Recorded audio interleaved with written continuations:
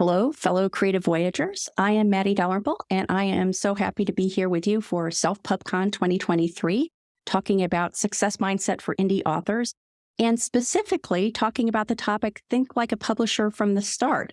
I think this is so valuable because I imagine that we all identify as indie authors if we're joining the Alliance of Independent Authors Self-PubCon. But I think that thinking like an indie publisher is almost a step beyond. And I wanted to spend a couple of minutes just exploring that idea with you and sharing some markers that I think you can look for in your own indie author work to see if you're really thinking like an indie publisher from the start. So who am I? I am Matty Dalrymple, as I said. I'm the author of the Anne Kinnear suspense novels and suspense shorts in the Lizzie Ballard thrillers. And I also write, speak, podcast, and consult on the writing craft and the publishing voyage as the indie author. And here are some of the markers that I came up with for what distinguishes an indie publisher mindset. And the first one is think indie, not self-publisher. And so I think a really good analogy here is the movie industry. If you were watching a movie that was not published by one of the big movie houses, you would never call it a self-produced movie. You would call it an indie movie. And the reason there is that you're acknowledging that this is a team effort. It's not something that someone did by themselves. There wasn't one person who was the screenwriter and the director and the producer and the actor and the bit parts and the costumer and so on. It was a team effort. And we're going to be talking about how the true indie publisher recognizes the team nature of indie publishing. And so I always like to call what we're doing indie publishing as indie authors and not self-publishing as self-published authors. Another marker is never say, I'll just self-publish it. So in a couple of places, I'll probably mention my dislike of the term just. And I've heard a lot of authors say, well, I'm going to try to get a traditional contract. And if I can't get one, then I'll just self-publish it. And it just makes me want to cry every time. Because I don't think anyone should be thinking of indie publishing as just doing anything. It's a huge effort. And it's a huge effort that we can all be very proud of. Now, there's nothing wrong with pursuing a traditional publishing contract. I'm not suggesting that. But having indie publishing as an option that you would pursue if that's not successful or if the circumstances change or your goals change is perfectly fine. But I still wouldn't frame it up as I'll just self-publish it. Never denigrate what we're doing as indie authors or as indie publishers. Make your book indistinguishable from the best of trad pub. And you'll be hearing from Michele DeFilippo about mastering self-publishing success, think like a publisher from the start. And she's going to be focusing very specifically on this idea of making your books indistinguishable from the best of trad pub. And so I think this has been very easy for indie authors to do for a while for ebooks. I am always shocked at how bad some of the ebooks that come out of traditional publishers, big houses in the traditional publishing market, can be. Because their focus is clearly on print and they're not investing in, a copy of Vellum, which would enable them to produce much, much better looking ebooks than I've seen from some of the traditional publishers. Now, their focus is on print, and the indie sphere has really closed the gap there with regard to what we can produce, not only paperback, POD, but hardcover, some beautifully produced hardcover, many more sort of art book level quality is available to indie authors, books with dust jackets and so on. So there are very few formats left that are not open to indie authors. And for all of those, as Michele will be talking about, it's important that when a reader picks up the book or when the reader skims the look inside online, they are seeing something that is indistinguishable from a traditional publisher. And we do ourselves a favor by doing that. We do indie authors everywhere a favor by using traditional publishing as the bar we need to meet and hopefully exceed so we can make our readers as happy as possible. That is definitely an indie author mindset marker. Another marker is to give your imprint a name. And I said here, you're not putting on airs. And so what I'm thinking of here is that years ago, I was on a panel with a couple of other independently published authors. Maybe I will even say self-published authors, and you'll see why in a moment. And we were talking about the whole idea of incorporating or getting an LLC and having an imprint of your own. So my imprint, which I used for my first book, The Sense of Death, back in 2013, is William Kingsfield Publishers. And I named it that in honor of my father. My father was a short fiction writer. He had some stories published back in the 50s in Collier's and Cosmopolitan. He wrote under the name William Kingsfield. And he's the one who really sort of set being a professional writer as a goal for me. And I named my imprint William Kingsfield Publishers as an homage to my father.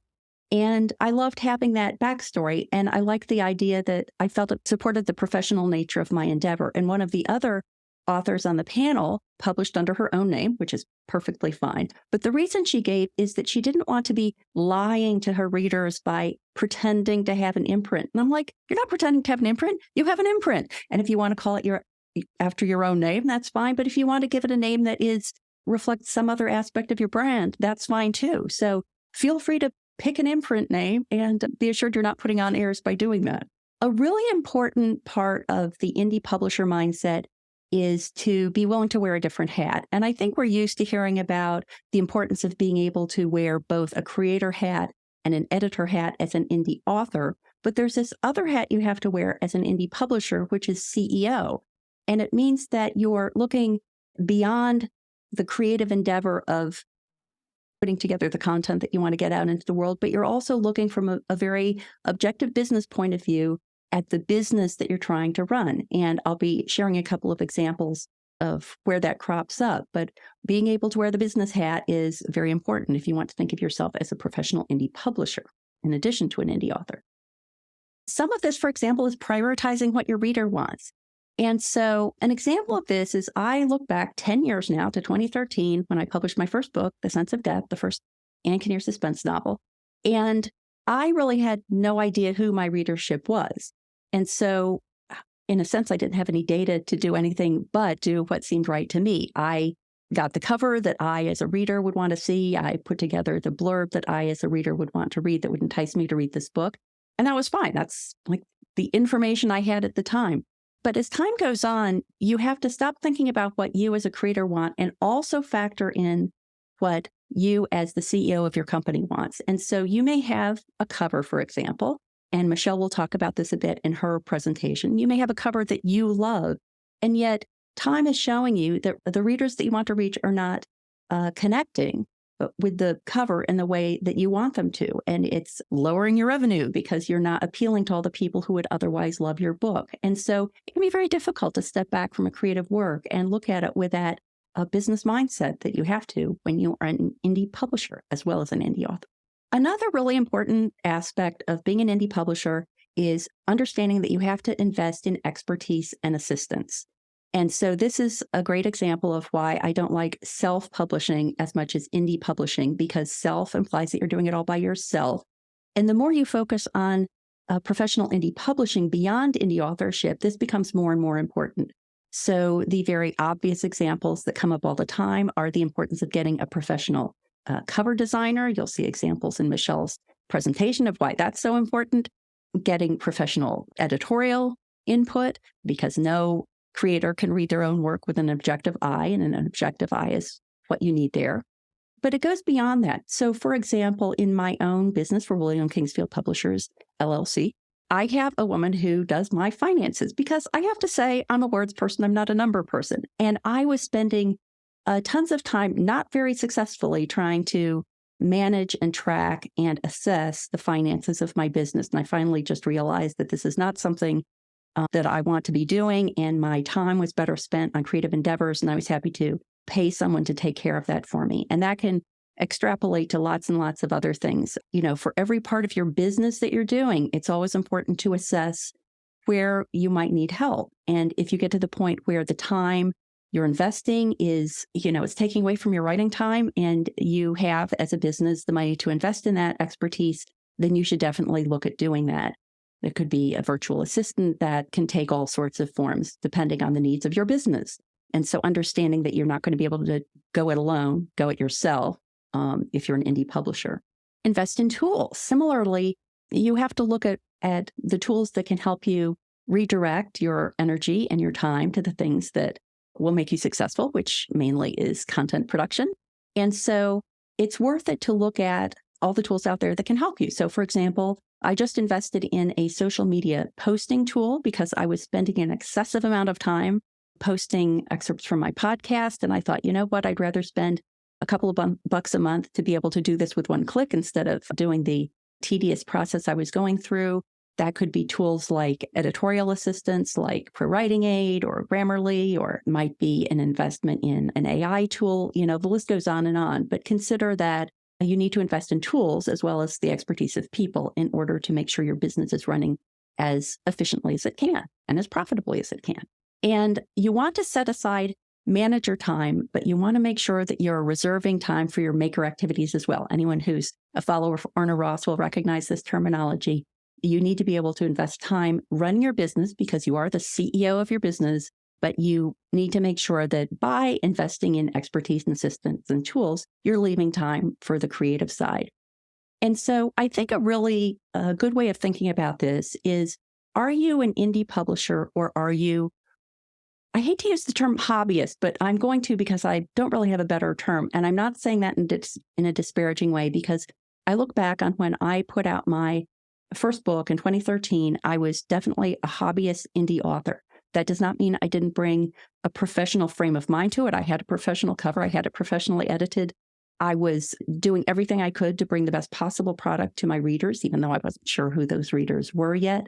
But I was, for example, funding my efforts through the income from my day job. I didn't have any money from books yet. And so that wasn't even on the table. But I was making decisions then that I might not have made had I been looking at it from a very business-centric point of view. And so I think overall, what you need to think of is not, is there a right or wrong here, but what is my business goal? Is my business goal that I want to be able to put out great product to people, and I'm going to be maybe tapping into my day job income or other sources of income to do that?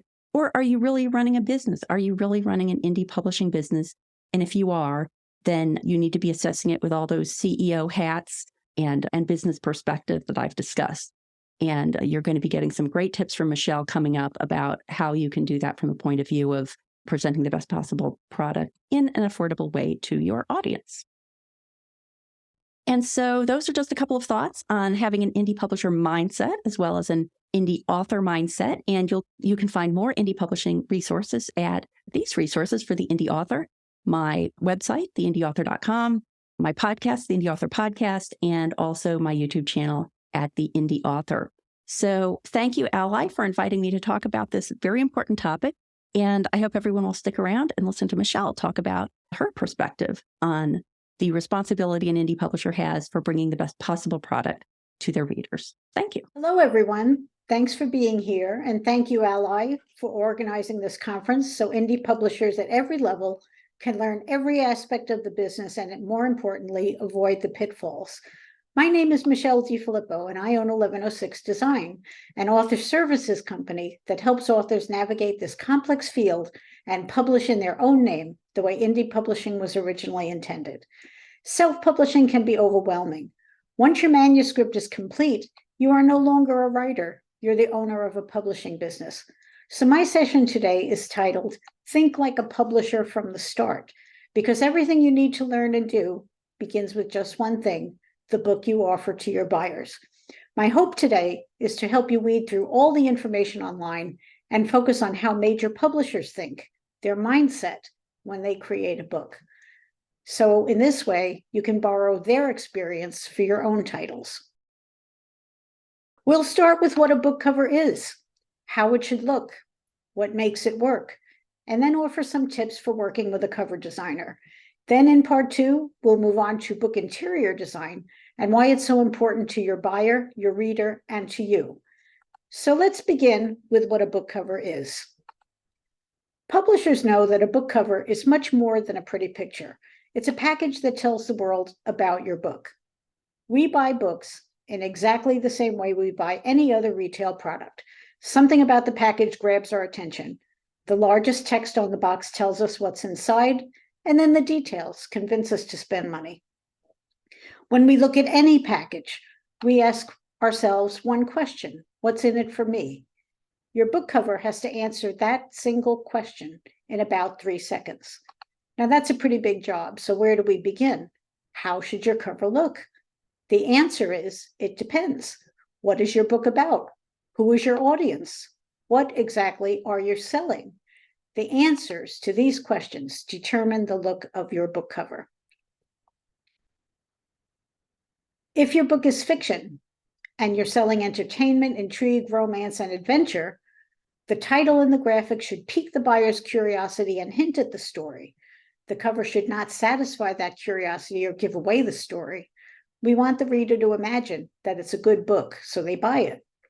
There are different ways to do this. Sometimes the title dominates the design. Sometimes the graphic and the title treatment are of equal importance. Your nonfiction book sells information. In this case, we want the buyer to immediately know what's inside. The title, the cover text, the graphics set the mood and move buyers toward that purchase decision. Anti-inflammatory cookbook for beginners gets straight to the point. 800 recipes and a 30-day meal plan create value. Surely some of those recipes will taste good. And a plan made for me for 30 days, what's not to like? USA National Parks entices travelers with a stunning photo and the promise of a complete guide to all 62 parks. Hilarious jokes for 10-year-old kids couldn't be more specific. The funny font and the bright graphics are sure to attract adult and kids alike. If you have written a memoir or an autobiography, you are the product. Your picture belongs on the cover, and the design should reflect your personality. If your life events happened a long time ago, a historic photo on the cover will communicate that as well. Publishers put a great deal of effort into the branding of a book series. All the covers are planned before the first cover is designed, so that they will be recognized as part of a series. Here, the photo styling and red color palette create the series brand, even though the fonts and the photos themselves differ. And if the word killing isn't enough, the ominous style further warns the buyer that the content may be disturbing. Once you know what you're selling and who you're selling it to, it's time to think like a publisher. When publishers design a cover, they don't care what the author likes.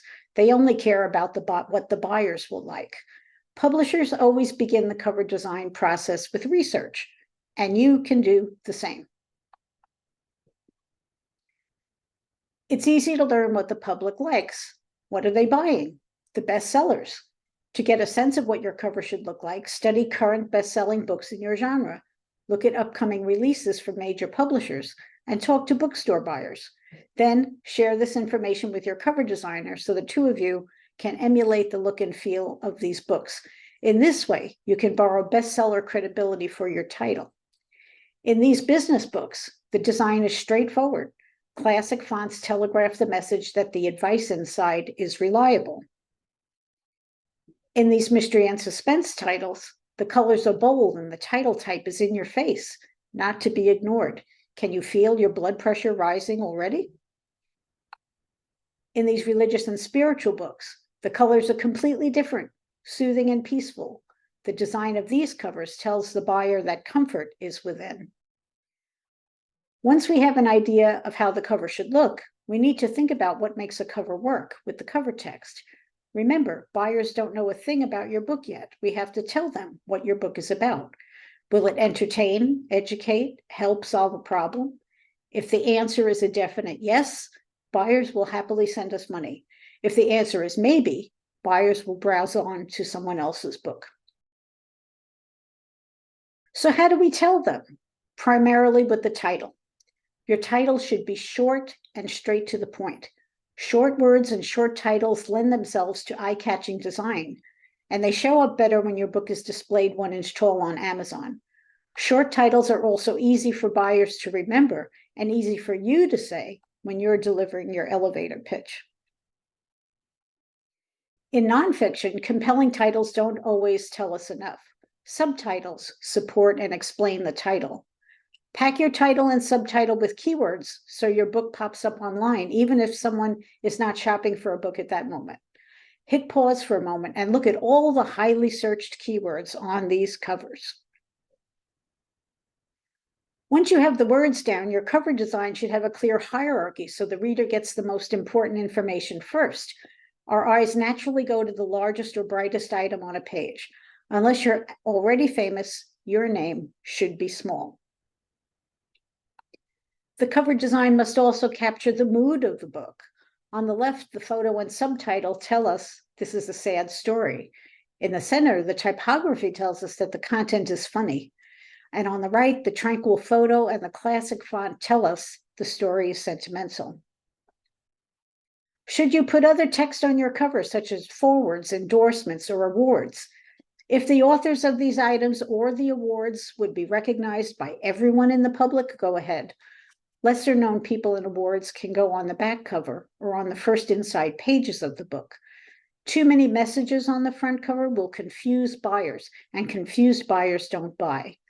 If the front cover has done its job, it pulls the buyer to the back cover or to the online text. The back cover closes the sale. Every word counts. If it doesn't sell your book, leave it off.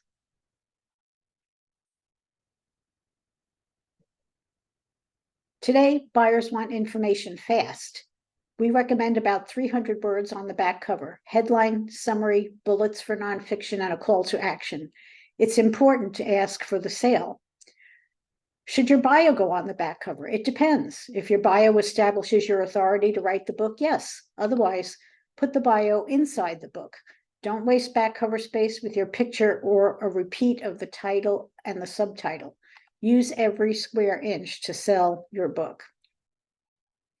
The spine of the book has one purpose: to be seen from a distance. Spine design must catch the eye. Use as few words as possible, as large as possible, and emphasize the important.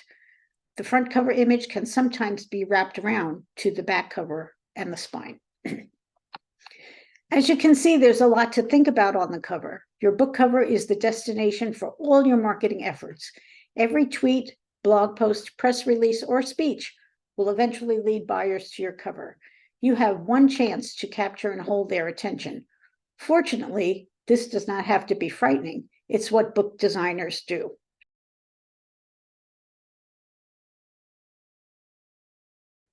You'll find a lot of advice online about designing your own cover. This is one area where the indie author mindset goes horribly wrong.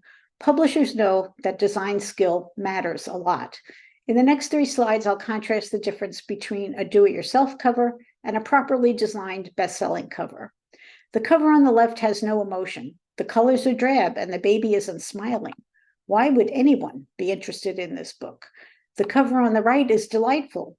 A great title, professional illustration, lots of primary colors, a childlike font, all work together to make us want this book. In these 2 examples, the do-it-yourself cover on the left fails in the typography department. The font is difficult to read, and there's entirely too much imagery in the background. On the right, the title pops. The publisher understood that everyone knows this story, so an indistinct but still disturbing background is sufficient. The do-it-yourself cover here on the left fails to convey the correct mood for the story. The description on Amazon calls the book a heartwarming story. It's about the rescue of a toddler. Does this book cover look heartwarming to you? On the right, the typography, the color, and the imagery immediately tell us that this book is filled with feel-good stories. Now that we've reviewed all these important aspects of cover design, how do you find the right cover designer for you and your book? One way is to review the designer's portfolio online, but don't look at the designer's portfolio in isolation. Open 2 windows in your browser and compare the designer's samples to the bestsellers to make sure the designer works at that level. Next, choose a designer who specializes in book cover design. Creating a good book takes a lot of practice. Talented graphic designers who create beautiful brochures often cannot capture the unique look of a book cover. Check the designer's reviews at watchdogs groups, just such as Ally, or Google the designer's name to see what pops up. One important qualifier to consider is the difference between concepts and variations. Concepts are distinctly different designs that give you a choice in cover direction. These 3 covers are concepts. Usually one concept is chosen for further development. These two covers are variations. Same photo, minor alterations in the type.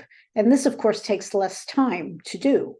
When you ask how many covers the designer will create for the price, some designers offer variation only, so please be sure to ask. Designers are independent business owners who work in different ways, so it's important to clarify the expectations up front. Ask the designers about their process, rates, and turnaround time. How many revisions are included? Are finished full cover files with the front, back, and spine in one piece with a barcode included in the price? Every week, we're approached by authors who found out too late that the answers to these questions are no.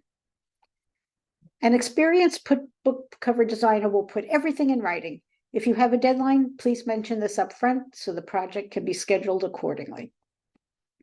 So now we come to part 2. Publishers know that it's not enough to design a good book cover. The interior design of your book is just as important for your buyer, for your reader, and ultimately for you. So what does book interior design do for your buyer? Hopefully it makes them say, wow, this looks like a good book, published by someone who knows what they're doing. I want to learn more about it. Your beautiful interior design should say, stop and read me. Don't browse away to that other book. Book designers accomplish this through dozens of design decisions about everything, including how the words are placed on the page, the fonts, the trim size, the binding, and the paper. Whatever decisions you make or don't make, the interior design of your book will send a message. So we want it to match your buyer's expectations. Let's examine some bestseller layouts to show you what I mean by that. It's very important for your book to look like what it is. This coffee table book is 12 inches wide by 10 inches deep, landscape format. Photos dominate the design. The layout is open and airy, and the fonts are classic. The printing is in full color on glossy paper, and the design sends the message that this is a high value book, perhaps a gift. This interior design is entirely different. It's a test preparation book, 8.5 by 11. Every layout element has a purpose. The 2-color interior, heads, subheads, indents, and bullets help students navigate complex material. Wide outside margins encourage note-taking. The message is, this book is easy to study, and it's a step-by-step guide. In this novel, the interior is in black and white. The title page briefly picks up on the cover design, but after that, the page design is quiet for easy reading. The message is relaxation and escape. Fonts send a message too. The correct font for your book is not the one you like, but the font that is the most readable. Can you choose a distressed font for a thriller or a mystery? Sure. Just be careful not to overdo it. Publishers know there's a very fine line between appropriate font usage and a book design that looks corny. Paper choices send a message too. A heavy, glossy, coated paper is often used in photo books, which are expensive to produce, and the retail price reflects that. So for a little extra expense, high-end paper makes the photos pop and supports the perception that the book is worth the price. If you're producing a black and white book with photos, talk to your designer or printer about the opacity of the paper. You don't want the photos to bleed through and interfere with the text on the opposite page. Publishers want readers to enjoy the book. Good typesetting is how we do that. Typesetting is much more involved than formatting, the word that's often used today. Like cover designers, typesetters follow dozens of rules to ensure that readers are not distracted. First, we deal with the pages. The book block is what makes a book look like a book. The text begins and ends at the same point on every page. This looks easy, and it would be if there weren't dozens of other book design rules to follow. Next, we deal with the lines on the page. In book design, we have to avoid widows, the first line of a paragraph at the bottom of a page, and the last line of a paragraph, and orphans, the last line of a paragraph at the top of the page.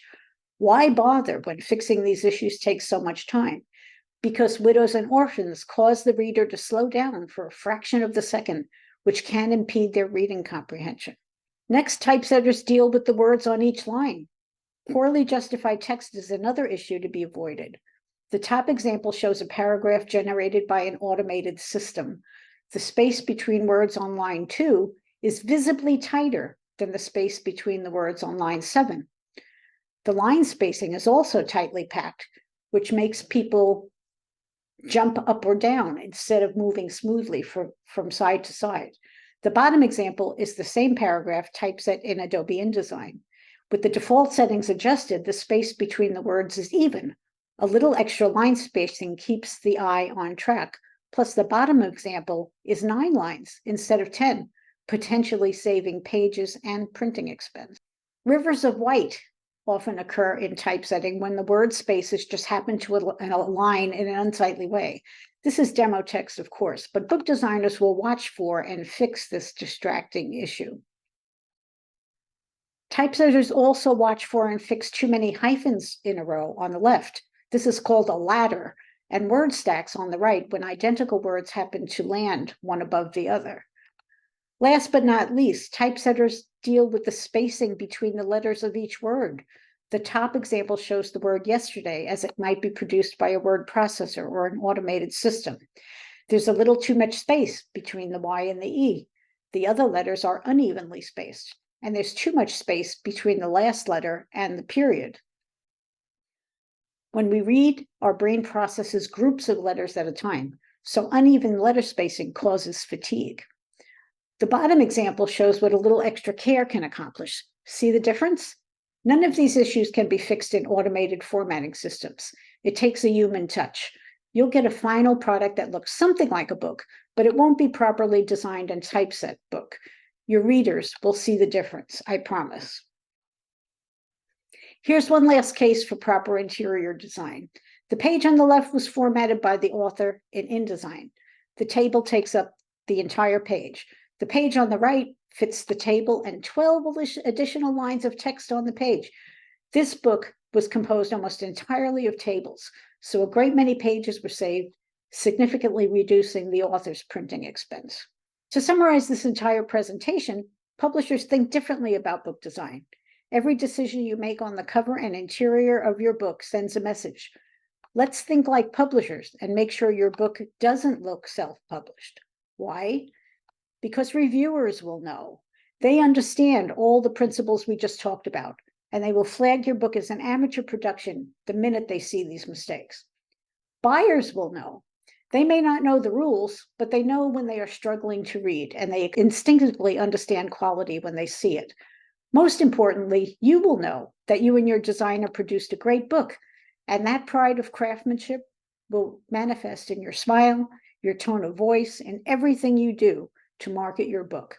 You'll be able to offer your book to the public with confidence instead of with fear and trepidation. I'd like to close today with couple of final thoughts about the benefits of self-publishing the way it was originally intended, with you, the author, as the publisher. Many authors still seek a publisher, but true self-publishing allows you to maintain complete editorial and creative control with the help of experts who work only for you. You can promote and sell your book indefinitely. It will never be relegated to the backlist. ISBNs purchased by you and no one else means that you own the title of your book. Finally, and most importantly, payments are made directly to you from Ingram and KDP, never to someone else first. Thank you so much for listening. If you'd like to learn more, please subscribe to our newsletter and get a free copy of my book, Published Like the Pros, or send me an email. I'm happy to answer any questions you have about publishing without cost or obligation. Happy publishing!